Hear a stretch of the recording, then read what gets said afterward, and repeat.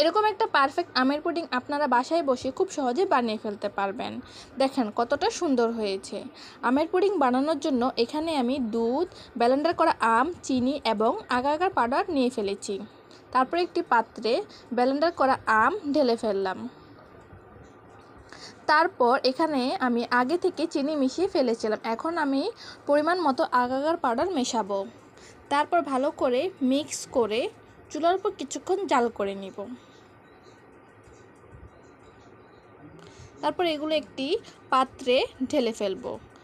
পাত্রে ঢালার আগে অবশ্যই তেল ব্রাশ করে নেবেন। তারপর আমি ফ্রিজে 1-1.5 ঘন্টা রাখার পর পুডিংটা ঠিক এরকম হয়েছে।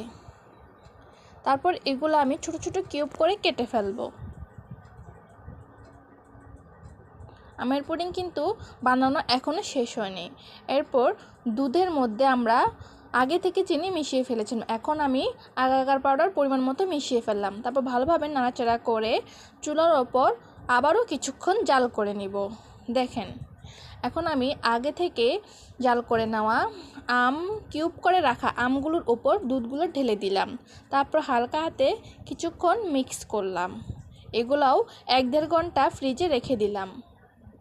এখন আমি দেখেন কত সুন্দর করে এটা ঢেলে ফেলছি।